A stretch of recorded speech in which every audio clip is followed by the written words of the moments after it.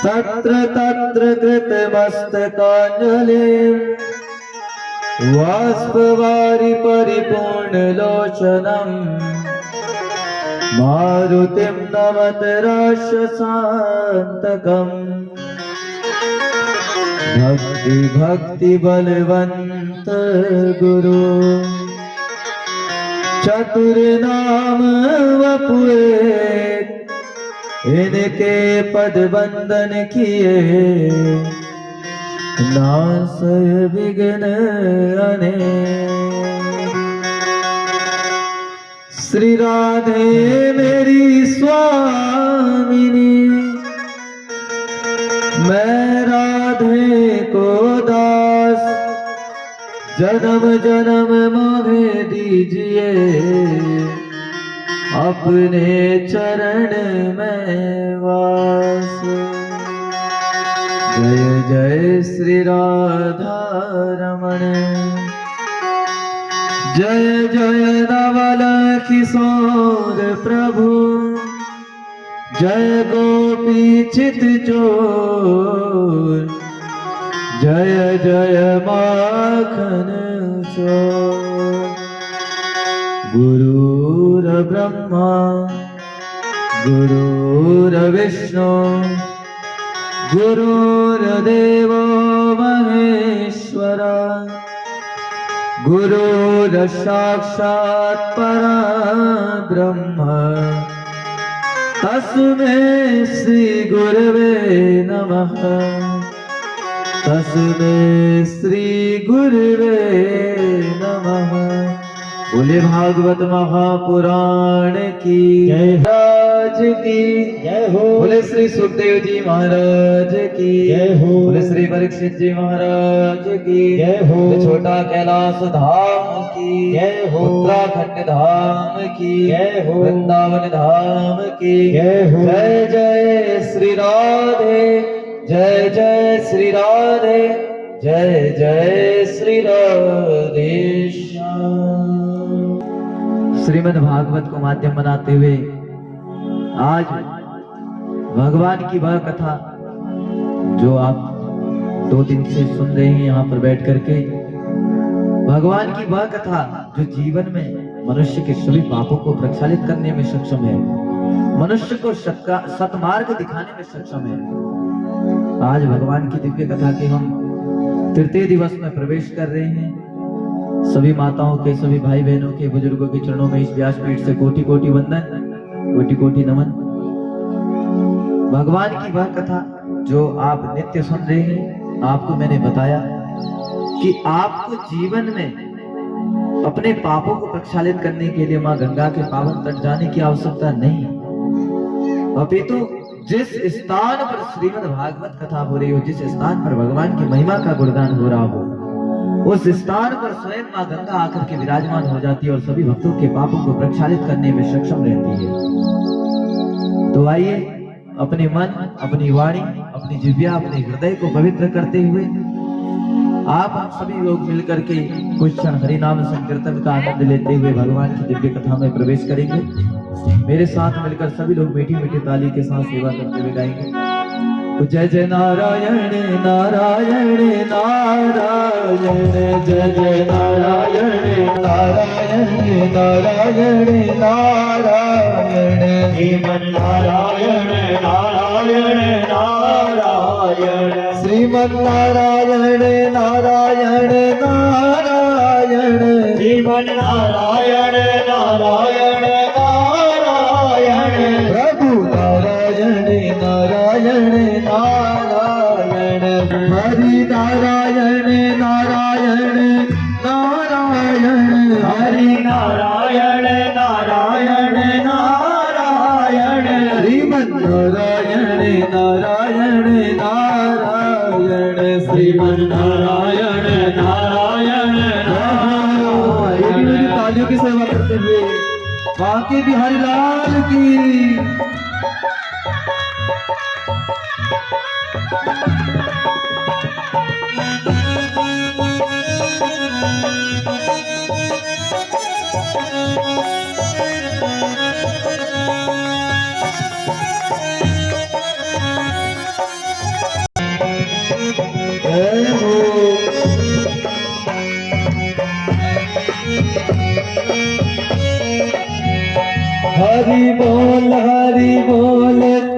बोल हरि बोल हरि बोल हरि बोल हरि बोल हरि बोल हरि बोल हरि बोल हरि बोल हरि बोल हरि बोल जय जय राधा रमण हरि बोल रे जय जय राधा रमण हरि बोल रे जय जय राधा रमण हरि बोल रे जय जय राधा रमण हरि बोल रे जय जय राधा रमण हरि बोल रे जय जय राधा रमण हरि बोल रे जय जय राधा रमण हरि बोल रे जय जय राधा रमण हरि बोल रे जय जय राधा रमण जय जय राधा रमण हरि बोल रे जय जय राधा रमण हरि बोल रे जय जय राधा रमण हरि बोल रे जय जय राधा रमण हरि बोल रे प्यारो राधा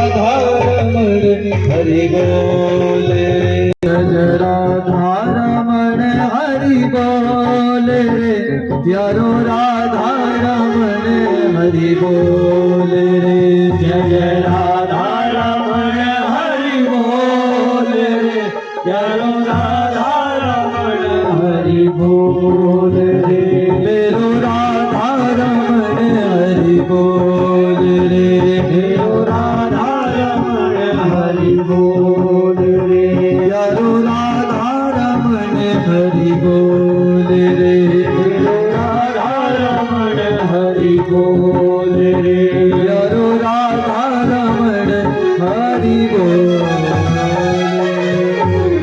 बोलवा के बिहारी लाल की जय हो।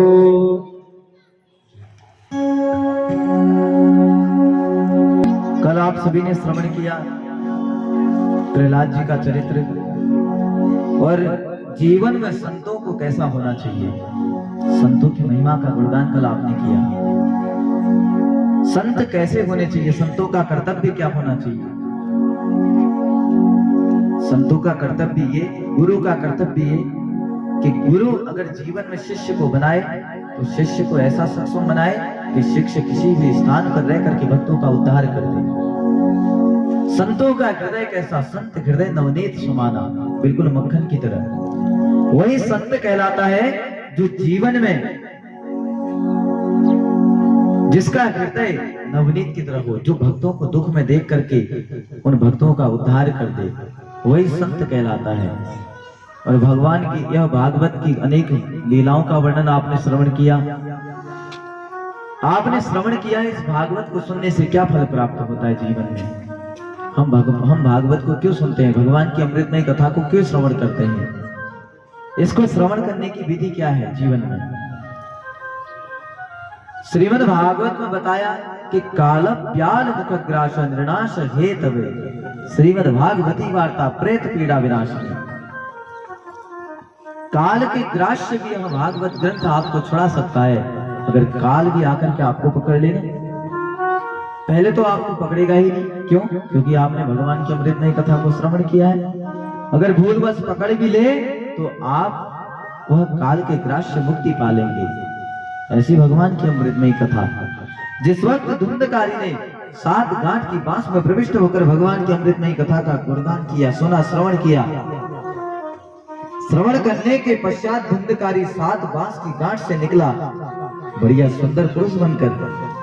और पुरुष बनने के पश्चात वह धुंधकारी ने, जिसने जीवन में पाप के अतिरिक्त तो कुछ नहीं किया, आज वही धुंधकारी भागवत की सुंदर महिमा को गा रहा है। धन्या भागवती वार्ता प्रेत पीड़ा विनाशिनी। धन्य हुए ऐसी भागवत कथा जो प्रेत पीड़ा से मुक्ति दिला दे, जो पापों से प्रक्षालित कर दे। हम कथा को सुन रहे हैं ना, कल परसों हमने महात्मा श्रवण किया। महात्मा का अर्थ महत्व। हमें जीवन में पता होना चाहिए हम इस कार्य को कर रहे हैं, हमें इस कार्य को करने से क्या लाभ होगा। जीवन में जब हम कार्य करेंगे तभी तो हमें फल मिलेगा उस चीज का। अगर खेत में गेहूं बोएंगे तो गेहूं के बदले हमें धान तो मिलेंगे नहीं, या मक्का नहीं मिलेगी। गेहूं के बदले क्या मिलेगा? गेहूं। तो जैसा जीवन में हम कर्म करेंगे वैसा फल हम जीवन में पाएंगे।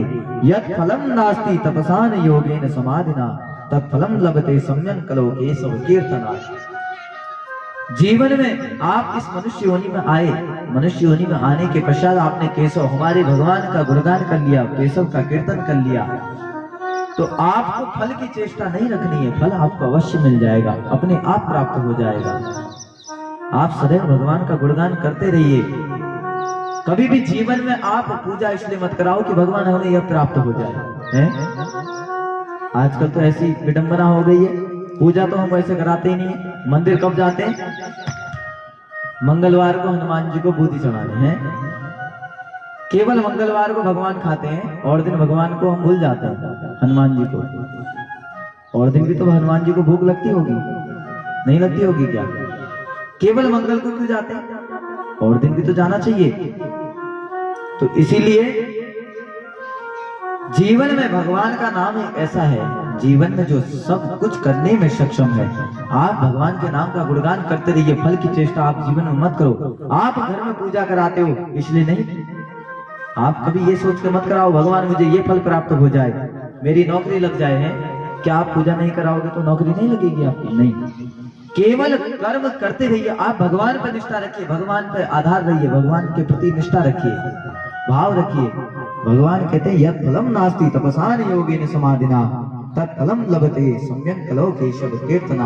आप जीवन में अगर मेरा नाम पुकारेंगे ना, भगवान नाम संकीर्तन करेंगे, तो फल की चेष्टा जीवन में कभी मत करना। सब कुछ देने वाले भगवान हैं।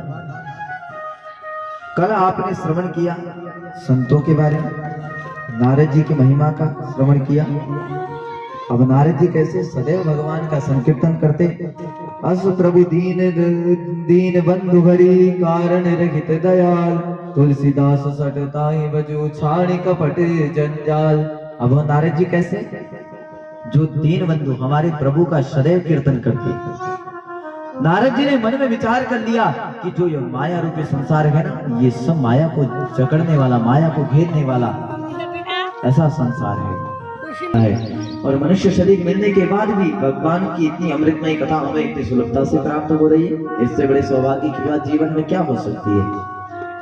भगवान कहते हैं मुझे कुछ नहीं चाहिए जीवन में। आप मंदिर जाते हैं ना, मंदिर में पूजा करते, कभी भगवान ने कहा मुझे दक्षिणा दो? कभी कहा नहीं। हम दक्षिणा क्यों चढ़ाते मंदिर में? ताकि जो नित्य प्रतिदिन मंदिर की सेवा ब्राह्मण देवता करते हैं। कौन करते हैं? ब्राह्मण देवता। जो ब्राह्मण देवता नित्य प्रतिदिन, आप कब जाते हो मंदिर? केवल मंगल को प्रसाद चढ़ाने या सोमवार को शिव जी को पूजने हैं। और दिन तो ऐसे, और दिन कौन करता है पूजा? ब्राह्मण देवता करते हैं ना। तो हम जीवन में मंदिर जाते हैं, भेंट इसलिए वहां पर चढ़ाते हैं कि जो ब्राह्मण वहां पर निरंतर भगवान की सेवा कर रहे हैं, उन ब्राह्मणों का भी जीवनचर्या बढ़िया से निर्वाह हो। भगवान थोड़ी कहते हैं, भगवान कभी नहीं कहते मुझे आप ये दो। भगवान कहते हैं प्रेम का भूखा हूं मैं, प्रेम ही मेरा सार है, प्रेम से जो मुझे भजे भव से बेड़ा पार है। भगवान नहीं कहते आप मुझे ये दो, भगवान कहते प्रेम का भूखा हूं। आप मंदिर जाकर के भगवान को एक पुष्प भी अर्पण कर दो, मंदिर नहीं अपने घर से ही एक पुष्प अर्पण कर दो, भगवान कहते हैं मैं उसी पुष्प में प्रसन्न हो जाता हूं। तो इसीलिए जीवन में जितना हो सके कभी भी किसी के साथ स्वार्थ की जिंदगी नहीं जीनी चाहिए। जीवन में आपको लगे कोई भक्त कष्ट में है, कोई दुख से जूझ रहा है, तो उस वक्त की हमें जरूरत पूरी करनी चाहिए। अब सुख में देखिए, सुख के सब साथी दुख में न कोई। जब दुख आता है हम सुख में तो चले जाते हैं ना। विवाह में गए, निमंत्रण आया, बढ़िया लड्डू का डब्बा लेके गए मिठाई का, अरे उस दुख में भी तो साथ देना चाहिए। जिस वक्त दुख में वह व्यक्ति अकेला पड़ा रहता है, उस समय उस व्यक्ति के पास जाकर के हमें जरूर पूछना चाहिए कि किसी वस्तु की आवश्यकता तो नहीं है। सुख में तो हर कोई साथ रहता है, लेकिन दुख में सब दूर हो जाता है। तो जीवन में नीति प्रीति परमार्थ स्वार्थु बोल राम सब जान जनारथु। हम जीवन में अगर किसी का साथ नहीं देते हैं, दुख में पड़े हुए व्यक्ति का साथ नहीं देते हैं, तो भगवान ऊपर वाला सब देखता है। क्योंकि एक न एक दिन सबके जीवन में कठिनाइयां आती है। बिना कठिनाइयों का जीवन अगर किसी व्यक्ति को मिल गया, तो वह जीवन में अपनी अहमता को प्राप्त कर लेगा। जीवन में अहम नहीं होना चाहिए। जहां से आपके जीवन में हम शब्द आ गया, अहम आ गया, वहां से आपका जीवन बिल्कुल बेकार हो गया। हर मनुष्य के अंदर, हर जीव के अंदर, हर प्राणी के अंदर, हर पशु के अंदर, हर जीव के अंदर आपको ईश्वर दिखने चाहिए। मानो कहीं पर गौ माता कष्ट में पड़ी है, आप देख लें, या कोई गाड़ी वाला ही मार दिया, आप देख के अनदेखा कर दें, तो बहुत गलत है। उस वक्त उस जीव के अंदर, उस जंतु के अंदर, उस मनुष्य के अंदर आप भगवान को देखिए। उस वक्त जा करके उसके प्राण बचाने का प्रयास कीजिए। ईश्वर अंश जीव अविनाशी, चेतन अमल सहज सुख राशि। उस वक्त आप जाकर के उस प्राणी के दुखों को दूर करिए। उस प्राणी के जीवन में क्या बीतती है। जिस वक्त आप देखते हैं ना, रोड में एक्सीडेंट होता है या कोई ऐसी बात हो जाती है, कई लोग होते हैं देख के अनदेखा कर देते हैं। करते हैं कि नहीं करते? नहीं। अगर हम देख के अनदेखा करेंगे तो एक दिन हमें भी जीवन में पछताना पड़ेगा। आपने वो भजन सुना होगा कभी, अमृत पिलाने से क्या फायदा है। हम क्या करते हैं ना, जीते जी तो बुजुर्गों की सेवा करते नहीं, मरने के बाद अरे आज तो दादी को ये पसंद था, सास को तो पूरी भी पसंद है, जब श्राद्ध आ रहा है तो सास को तो हलवा भी पसंद था। अरे जीते जी हलवा और पूरी खिलाई नहीं, तो मरने के बाद क्या सास आकर हलवा पूरी खा देगी? हैं?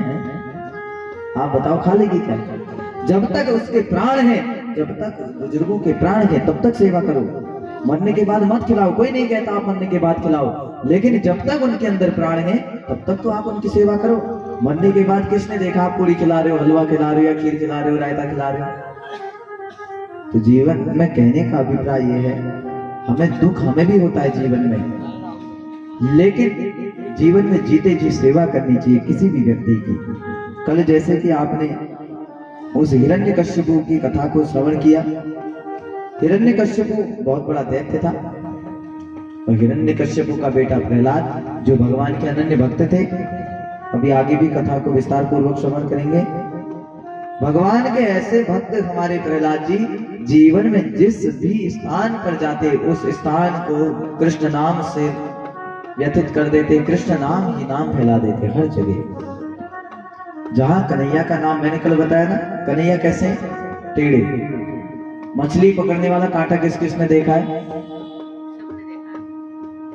देखा है ना? कांटा ऐसा तीखा होता है, एक बार अगर मछली फंस जाए, आप अगर उस कांटे को निकालोगे ना, मछली का पेट फटते हुए निकलेगा, लेकिन वह कांटे से मछली बाहर छूट नहीं पाएगी। इसी प्रकार जहां कृष्ण आपके अंदर चिपक गए ना, तो आपका पेट फाड़ के निकालेंगे, लेकिन बाहर निकलने वाले नहीं है। ऐसे कन्हैया है, केवल पेट फाड़ कर नहीं, आपका उद्धार करके छोड़ेंगे। अब देखिए भगवान की अनेक लीलाएं आप श्रवण करेंगे। भगवान जब नन्हे से थे, छोटे से थे, उस वक्त भगवान को मारने के लिए एक बहुत बड़ी राक्षसनी भगवान के पास पहुंची थी, पूतना, जो भगवान की मौसी भी लगती थी। जब भगवान के पास पहुंची तो पूतना ने विचार किया मन ही मन कि मैं इस बालक को कैसे मारूं। तो अब पूतना तो देखो स्त्री थी, लेकिन कार्य कैसा किया माँ का। उसने कहा ऐसे तो बच्चे को मारूंगी नहीं, अपने स्तनों में बिल्कुल जहर भरा और प्रयास किया कि स्तन पिलाऊंगी, दूध पिलाऊंगी, फिर जहर पिलाऊंगी, बच्चा मर जाएगा। लेकिन भगवान ने जैसे ही देखा मौसी को आते हुए ना, मौसी जी का स्वागत किया, आंख खोल करके नन्हे से थे, और भगवान ने मन ही मन विचार कर लिया कि जो एक बार मेरी शरण में आ जाता है मैं उसे खाली हाथ लौटकर वापस कभी भेजता नहीं हूँ। प्रेम से बोले राधे। आज देखो भगवान की मौसी वहां गई तो भगवान ने पकड़ा और उसे भी मार करके उसका भी उद्धार कर दिया। ऐसे दयालु भगवान है। कल अनेक लीलाओं का श्रवण आप सभी ने किया। उन्हीं लीलाओं में से कल आपने हमारे भोलेनाथ की धर्मपत्नी जी देवी जी सती माता सती की भी कुछ कथा को श्रवण किया। हरिद्वार मां गंगा के पावन पुलित पर एक कनखल जगह है। कनखल आप गए भी होंगे। कनखल में माता सती के पिताजी दक्ष प्रजापति रहते थे। अब माता सती भगवान शंकर को विवाही गई, शंकर जी के साथ ब्याह हुआ। तो अब जो दक्ष प्रजापति था उसने अपने कनखल में एक यज्ञ करने की घोषणा रखी। अब वह यज्ञ कैसा? मनोस्तु सतरूपायाम तिस कन्या जिज्ञरे आकृति देव शिष्य प्रसूति रीति विश्रुता। वह यज्ञ कैसा है?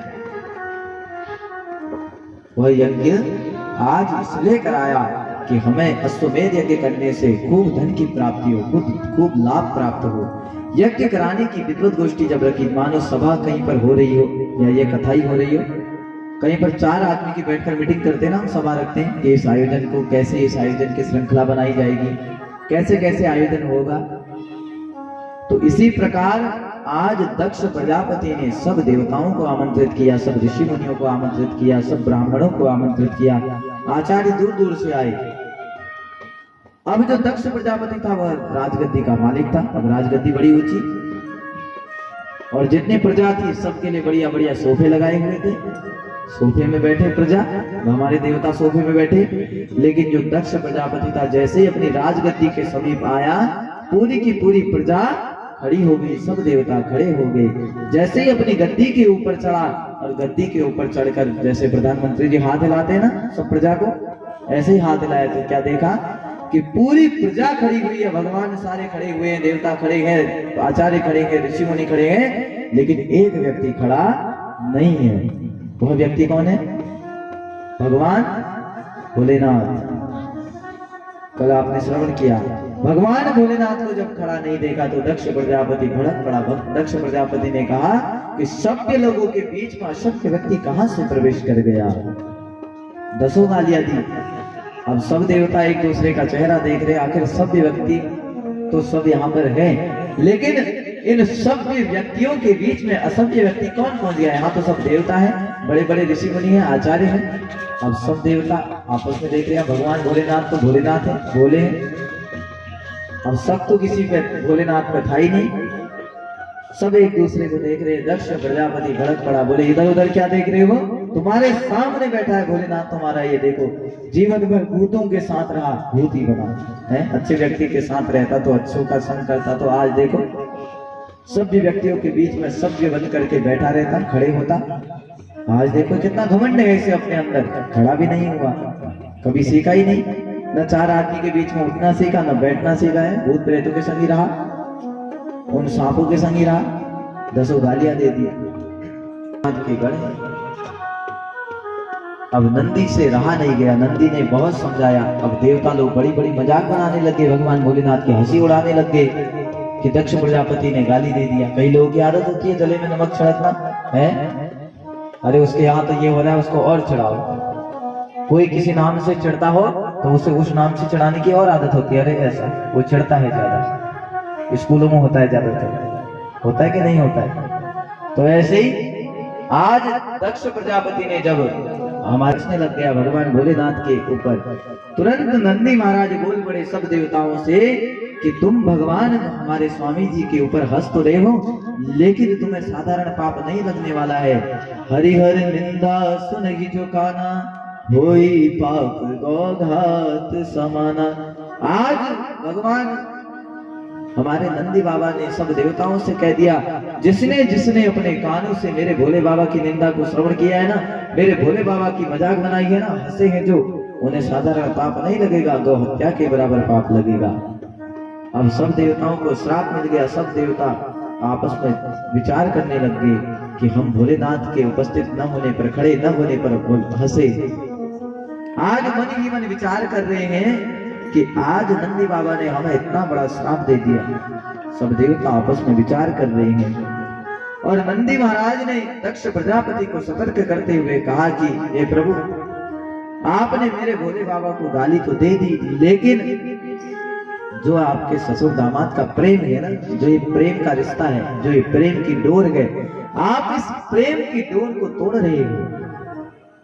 और समझ लेना, अगर यह प्रेम की डोर टूट जाए ना जीवन में, तो यह प्रेम की डोर कभी जुड़ने वाली नहीं है। तो नंदी बाबा ने कह दिया, रही मन धागा प्रेम का, मत तोड़ो चटकाए, टूटे से फिर न जुड़े, जुड़े तो गांठ पड़ जाए। आज नंदी महाराज ने कह दिया कि रही मन धागा प्रेम का, मत तोड़ो चटकाए। अरे दक्ष प्रजापति, आप जो प्रेम की डोर है ना, इस डोर को तोड़ तो रहे हो, लेकिन अगर यह टूट गई तो यह जुड़ने वाली नहीं, अगर जुड़ गई तो जुड़ने में भी एक गांठ इस प्रेम की डोर में अवश्य लगेगी। अब भगवान भोलेनाथ अपने स्थान से उठे, सहा नहीं गया भगवान भोलेनाथ से, रहा नहीं गया, बहुत गालियां सुनी भगवान भोलेनाथ ने। भगवान भोलेनाथ ने एक भी शब्द अपने ससुर के ऊपर नहीं कहा। क्यों? भगवान भोलेनाथ ने आज मर्यादा का पालन किया। भगवान भोलेनाथ ने कहा चाहे कुछ भी है तो मेरे ससुर जी हैं। अगर भूल बस घर में माँ बाप बच्चों को कुछ डांट भी देना तो कभी जीवन में बुरा नहीं मानना चाहिए। सर्वप्रथम गुरु कौन है? माता पिता है कि नहीं है?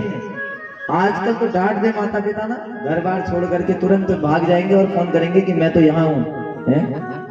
होता है कि नहीं होता है? ऐसा प्रेम जीवन में क्या चाहिए बताओ? ऐसे प्रेम की जरूरत है आपको जीवन में? जो प्रेम माता पिता के लिए ना हो, जिसने 9 महीने तक कोख पर रखा बच्चे को, जिसने 9 महीने तक संभाला, क्या ऐसा प्रेम जीवन में जरूरी है? आजकल का प्रेम देखा आपने? घर से चले जा रहे हैं और रास्ते में जाकर कह रहे मम्मी हमने तो शादी कर ली है। क्या चाहिए ऐसा प्रेम जीवन में? प्रेम का मतलब ये नहीं कि आप उस प्रेम का गलत उपयोग करिए। प्रेम एक जीवन का सच्चा अनोखा है। प्रेम ऐसा है जीवन जीने की श्रृंखला को सिखाता है, जीवन जीने की कला को सिखाता है।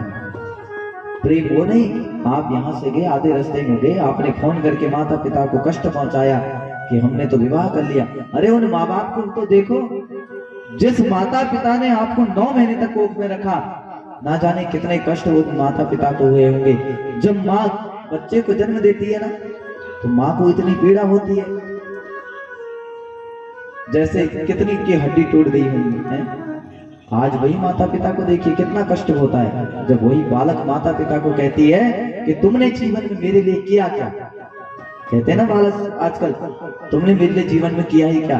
अरे वह देखो ना क्या नहीं किया उस माता पिता ने तुम्हारे लिए, क्या त्याग नहीं किया उस माता पिता ने तुम्हारे लिए। तो आज नंदी बाबा भड़क पड़े। नंदी बाबा ने कहा प्रभु आप जो ये प्रेम की डोर है ना, इस प्रेम की डोर को मत तोड़ो। अब नंदी बाबा को बड़ा गुस्सा आ गया, आंखों से अश्रुपात होने लगा।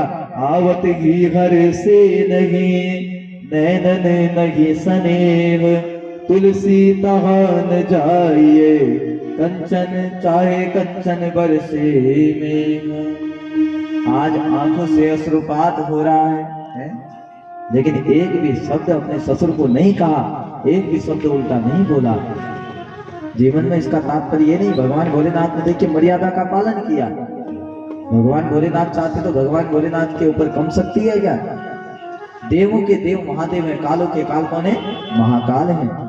क्या भगवान भोलेनाथ फीके पड़ गए थे? नहीं, लेकिन मर्यादा का पालन किया। एक भी शब्द भगवान भोलेनाथ ने अपने ससुर से नहीं कहा।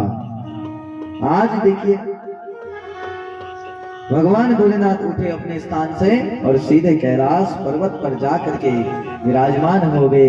भगवान भोलेनाथ ने एक ही बात कही, करने वाले सब प्रभु, देने वाले सब प्रभु, और कह रहे होई सोई जो राम रचि राखा, को करे तर्क बड़ा वही शाखा। जो प्रभु राम जी को मंजूर होगा वही जीवन में होगा। प्रभु की इच्छा थी कि आपके इस स्थान पर भागवत हो। आपने जीवन में कभी सोचा हम इस फील्ड में बैठ करके भगवान की अमृतमयी कथा को सुनेंगे? नहीं। तो आज देखिए भगवान की कान पर बैठ करके भगवान की अमृतमयी कथा का पान कर रहे हैं। सौभाग्यवान हो कि नहीं हो आप? अब भगवान भोलेनाथ उठकर कैलाश पर्वत पर जब बैठे, अब उधर दक्ष प्रजापति के वहां यज्ञ की घोषणा होगी कि इस तारीख को यहाँ यज्ञ होगा। अब जैसे वह तारीख आई, भगवान भोलेनाथ देखिए इतने भोले हैं कि घर जाकर के अपनी देवी को एक भी बात नहीं बताई कि मेरे साथ वहां यह घटना बीती, मेरा वहां अपमान हुआ, एक भी बात नहीं बताई। अब जब घर पहुंचे, घर पहुंच करके कैलाश पर्वत पर पहुंचे, जैसे दिनांक आई, तुरंत आकाश मंडल से देवता अपने विमान लेकर हरिद्वार मां गंगा के पावन पुलित कनकल पर जाने लगे। अब देवताओं को पता था ना भगवान भोलेनाथ का अपमान हो रखा है, तो देवता भगवान भोलेनाथ जब उठ करके आए थे, तो देवता आज भगवान भोलेनाथ को चढ़ाने के लिए कैलाश के ऊपर से ही वहां अपने विमान लेकर जा रहे हैं। अब भगवान भोलेनाथ देख रहे मेरा तो अपमान हुआ, इन देवताओं को देखो मुझे चिढ़ाने के लिए, मुझे जलाने के लिए मेरे ऊपर से विमान लेकर के जा रहे हैं। कुछ लोगों की आदत होती है। अब भगवान भोलेनाथ नीचे बैठे और बड़ी बड़ी आवाज करते हुए विमान लेकर के सब लोग हरिद्वार जा रहे हैं। अब माता सती ने देखा कि आज इतने विमान कहाँ जा रहे हैं। यह विमान आकाश मंडल से कैलाश पर्वत के ऊपर से उड़ तो रहे हैं, कहाँ जा रहे हैं। तुरंत देवर्षि नारद प्रकट हो गए। देवर्षि नारद ने कहा, अरे माँ, क्या आप अपने मायके नहीं जा रही हो? माँ, आप अपने मायके नहीं जा रही हो? आपके मायके में आपके पिताजी ने बहुत बड़ा यज्ञ रखा है, क्या आपको आमंत्रित नहीं किया? अब नारद जी तो एक जगह स्थिर कहाँ, नारद जी तो चराचर हैं। देखिए, नारद जी संत हैं, कहते ना, रमता जोगी और बहता पानी, इनका कोई रास्ता नहीं होता है। नहीं तो महात्मा या महात्मा का रास्ता तो होता नहीं, और नहीं पानी का रास्ता होता। अगर बाढ़ आ जाए ना, कहीं से भी आ सकती है, किसी को पता है कि रास्ता है यहाँ पर बाढ़ का? नहीं। ऐसे ही नारद जी एक स्थान पर 2 घड़ी, 1 घड़ी से ज्यादा कहीं टिकते नहीं। 1 घड़ी आधी घड़ी, आधी से पुनियाद, तुलसी संगत साधु की हरे कोटि अपराध। 1 घड़ी आधी घड़ी से ज्यादा हमारे नारद जी कहीं टिकते नहीं। सदैव भगवान का भजन करते हुए श्रीमन नारायण नारायण करते हुए चर हो जाते। अब तुरंत देवी के पास पहुंचे। देवी से कहा कि अरे देवी, अरे माता, आपके मायके में इतना सुंदर यज्ञ हो रहा है, आप नहीं गई? देवी को पता तो था नहीं कि मायके में यज्ञ हो रहा है, किसी ने नहीं बताया। अब देवी बड़ी दुखी हुई। देवी ने मन में विचार किया, आज मेरे मायके में मेरे माता पिता के वहां इतना बड़ा यज्ञ हो रहा है और मुझे आमंत्रित नहीं किया माता पिता ने, ऐसा कैसे हो सकता है? अब देवी के मन में बात आ रही है, क्या पता भूल गए हो। घर में होता है ना, बड़े बड़े कार्यों में कुछ ऐसे खास लोग रह जाते हैं जो बिल्कुल हमारे नजदीकी होते हैं, फिर बाद में याद आता है, अरे हम तो भूल गए थे, काम में है। कुछ लोग ऐसे रह जाते हैं। तो ऐसे ही आज माता सती विचार कर रही है कि जीवन में कभी ऐसा मेरे माता पिता ने नहीं किया, जब मुझे आमंत्रित नहीं किया, क्या पता आज भूल गए हो इतने बड़े कार्य में। भगवान भोलेनाथ के पास जैसे ही पहुंच रही थी, आज देवी ने मन में विचार किया कि भोलेनाथ को मैं कैसे मनाऊं, निमंत्रण तो आया नहीं। अब माता सती आराम से भगवान भोलेनाथ के पास पहुंची और चुपके से जाकर के भगवान भोलेनाथ के चरणों को दबाने लगी। अब भोलेनाथ समझ गए, आज देवी सेवा कर रही है तो दाल में काला जरूर है? भगवान भोलेनाथ बिल्कुल समझ गए। भगवान भोलेनाथ ने कहा, आज देखो देवी कितनी सेवा कर रही है। भोलेनाथ ने देवी से पूछा, अरे देवी, कोई बात तो नहीं है, बताओ आज तुम इतनी उदार क्यों हो रही हो? देवी ने कहा, नहीं नहीं, कोई बात नहीं। कुछ ही देर बाद देवी ने कह दिया कि मेरे मायके में सुंदर मेरे पिताजी ने यज्ञ रखा है और मुझे निमंत्रण आमंत्रित करना भूल गए, तो हमें वहां बिना बुलाए भी जाना चाहिए क्योंकि हमारा घर है। भगवान भोलेनाथ ने कहा, जिस यज्ञ में मुझे आमंत्रित ना किया हो, मैं उस यज्ञ में नहीं जाता। भगवान भोलेनाथ रुष्ट हो गए। भगवान भोलेनाथ ने कहा, नहीं, मुझे नहीं जाना। देवी जिद करने लगी। देवी कहने लगी कि आपको चलना होगा, मेरे माता पिता हो सकता है बड़े, इतना बड़ा कार्य है, भूल गए हो, कोई भूलवश में आमंत्रित ना कर पाए, तो आपको चलना होगा। भगवान भोलेनाथ ने कहा, देवी, आपको जाना है तो जाओ, मैं तो नहीं आने वाला। भगवान भोलेनाथ ने कहा, मुझे नहीं आना। अब देवी जी बहुत देर तो भगवान भोलेनाथ को समझाती रही। भगवान भोलेनाथ नहीं माने। कुछ ही देर बाद देवी झनक से उठी और दरवाजे की ओर पहुंची। बोली, मैं जा रही हूँ। बोले, लौट करके नहीं आऊंगी। भगवान भोलेनाथ बोले, जाओ जाओ। अब देवी जी ने कहा, ये तो जाओ कह रहे, फिर लौट करके भगवान भोलेनाथ के पास आ गई। भगवान भोलेनाथ से फिर कहने लगे, अरे प्रभु, आप मानो तो सही, चलो तो सही। भगवान भोलेनाथ ने कहा, देवी, मैं ऐसे नहीं आऊंगा, आप चले जाओ।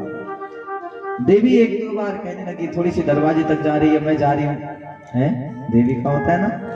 भगवान भोलेनाथ से कह रही है, मैं जा रही हूँ, जा नहीं रही है, लेकिन भगवान भोलेनाथ को कह रही है कि मैं जा रही हूँ। अब भोलेनाथ ऐसे, भोलेनाथ कह रहे जाओ। अब जब बहुत देर समझाने के बाद देवी नहीं मानी, तो देवी उठी, अपने स्थान से उठ करके अपने मायके की ओर चल पड़ी। अब भगवान भोलेनाथ को तो सारी व्याख्या पता थी, उनका अपमान हुआ था, उस यज्ञ में क्या क्या हुआ था। देवी जब अपने मायके की ओर जा रही थी, भगवान भोलेनाथ को पता था कि मेरा अपमान हुआ है तो मेरी देवी का भी अपमान वहां जरूर होगा। तो भगवान भोलेनाथ ने अपने कुछ भूत प्रेतों की सेना पीछे से भेज दी, लेकिन अपना नहीं गए, नंदी महाराज को भेज दिया। अब देवी जैसे ही पहुंच रही थी उस यज्ञ में, देखिए घर में अगर कोई बड़ा भारी कार्य हो रहा हो, अगर उस कार्य में बेटी ना पहुंच पाए, सबसे बड़ा दुख किसको होता है? माता को। किसको होता है? उस पुत्री की माँ को, कि मेरी पुत्री नहीं पहुंच पाई। अगर वहां किसी को दुख था तो केवल माता को था कि मेरी पुत्री इस यज्ञ में नहीं पहुंच पाई। अब जैसे ही भगवान के गढ़ गई और माता सती गई, जैसे ही माता सती अपने मायके के समीप, अपने घर के समीप पहुंची, तो माता सती ने देखा कि जितनी बहनें थी सब की सब बहनें माता सती को देखकर हंस रही हैं। ध्यान से सुनना, जितनी बहनें थी सब की सब माता सती को देखकर हंस रही है। क्यों? इसलिए हंस रही है कि बिना निमंत्रण दिए, बिना आमंत्रित किए यह यहाँ कैसे आ गई। और अगर किसी को दुख था तो कौन, किसको था? माता को। साधर भले ही मिली एक माता, भगिनी मिली बहुत मुस्काता। माता साधना में बैठी हुई थी, ना जाने कब मेरी पुत्री आएगी, आएगी कि नहीं आएगी मेरी पुत्री यहाँ। बहुत दुख हो रहा था माता को। तो माता मन ही मन विचार कर रही है, मेरी पुत्री पहुंचेगी कि नहीं पहुंचेगी। और जितनी बहनें थी, भगिनी मिली बहुत मुस्काता। बहनों को क्या कहते हैं? भगिनी। जितनी बहनें थी ना, सब की सब मुस्कुराती हुई मिली। अब माता सती ने जैसे ही देखा बहनें बहुत हंस रही है, और माता सती की माताजी ने जैसे ही अपनी पुत्री को देखा और जाते ही अपनी पुत्री को गले से लगा लिया, और जैसे ही गले से लगाया तो अश्रुपात करने लग गई। सादर भले ही मिली एक माता, आंखों से अश्रुपात करते हुए साधना में बैठी हुई माता। अब जैसे ही माता सती ने देखा कि पिताजी उसकी ओर देख नहीं रहे हैं, पिताजी कुछ भी बात नहीं कह रहे हैं, पिताजी के पास गई, पिताजी को प्रणाम किया, लेकिन पिताजी ने वो प्रणाम का कोई उत्तर नहीं दिया। आज माता सती को बहुत दुख हुआ। माता सती को जब पूरी बात पता लगी, भगवान भोलेनाथ को तो पता था ना वहां क्या क्या हो रखा है। माता सती को जब पूरी बात पता लगी कि मेरे प्रभु का इस यज्ञ में अपमान हुआ था, इस सभा में अपमान हुआ था, आज माता सती के पिता ने, माता सती ने जब प्रणाम किया कोई जवाब नहीं दिया, तो माता सती ने कहा, जिस स्थान पर मेरे देवता का, मेरे प्रभु का अपमान हुआ हो, उस स्थान पर मैं अब कभी नहीं रहूंगी, और यह शरीर लेकर के मैं कभी अब अपने प्रभु के पास वापस। भोलेनाथ ने मना किया था, बोले तुम नहीं, तुम्हें जाना है जाओ, नहीं तो मैं नहीं आ रहा हूँ।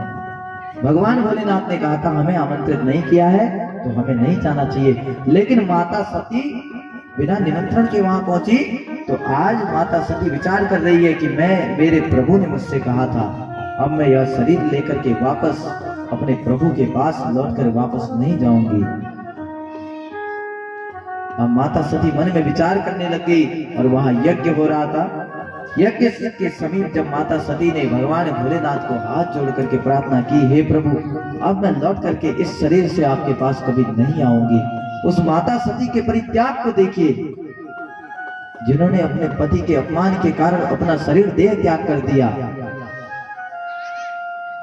माता सती को देखिए, जैसे यज्ञ हो रहा था माता सती उठी और उठ करके तुरंत यज्ञ में अपना देह त्याग कर दिया और अपने प्राणों की बलि दे दी, अपने प्राणों का बलिदान कर दिया।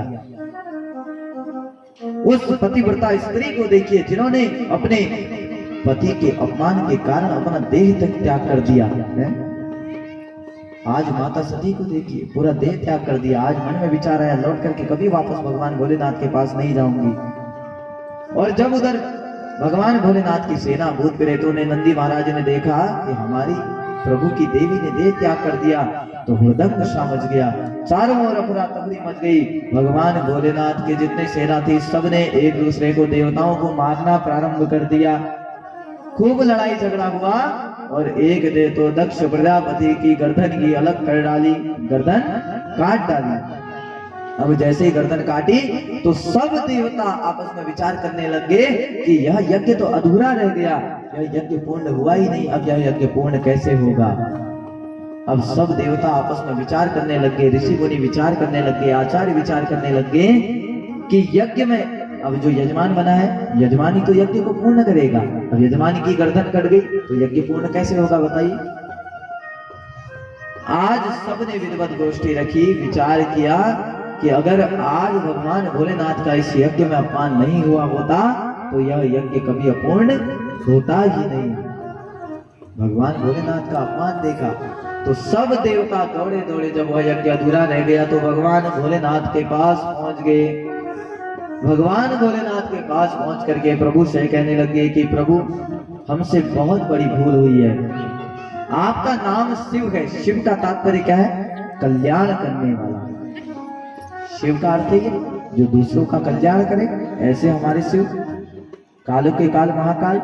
अब सब देवता जाकर के स्तुति कर रहे हैं, कह रहे प्रभु आपका स्वरूप इतना सुंदर है, नीलवर्ण का आपका स्वरूप है, और बढ़िया सी स्तुति करके भगवान भोलेनाथ से कह रहे हैं कर्पूर गौरम करुणावतारम शनिसार सारम भुजगेंद्रहारम तम हृदयारविंदे भवम भवानी सहितम नमामि। अरे प्रभु आपका जो यह स्वरूप है ना, यह स्वरूप कैसा है? कर्पूर गौर, कर्पूर की तरह इतना सुंदर। आपके उस यज्ञ को पूर्ण कर दीजिए जो यज्ञ अपूर्ण रह गया। भगवान भोलेनाथ को पता लगा मेरी देवी ने देह त्याग कर दिया, तो भगवान भोलेनाथ को बहुत दुख हुआ। सब देवता आकर के भगवान भोलेनाथ के पास पहुंचे और कहा प्रभु आप जाकर के उस यज्ञ को पूर्ण कर दीजिए। भगवान भोलेनाथ को ले गए। भगवान भोलेनाथ ने देखा कि जो आचार्य थे, भृगु बाबा थे, उनकी तो दाढ़ी ही उखाड़ दी थी भूत प्रेतों ने। अब भृगु बाबा की आदत ऐसी, बार बार दाढ़ी में हाथ लगाए तो दाढ़ी दिखे ही ना। भगवान भोलेनाथ से प्रार्थना करने लगे प्रभु आज तक मैं जो कुछ भी करता था अपनी दाढ़ी पर हाथ लगाकर करता था, आज मेरी दाढ़ी गायब हो गई है। आज सब देवता भगवान से स्तुति कर रहे। जैसे ही भगवान भोलेनाथ ने देखा कि जो यजमान है दक्ष प्रजापति है, ससुर जी है, उनकी तो गर्दन सर धड़ से अलग हो गया है, अब यज्ञ पूर्ण कैसे किया जाए। भगवान भोलेनाथ ने तुरंत भूत प्रेतों को भेजा, कहा जहां कहीं भी जाओ और जो कोई भी मिले उसकी गर्दन काट कर लेकर आ जाओ, और गर्दन काट करके उस पर जोड़ करके हम लोग यज्ञ को पूर्ण करेंगे।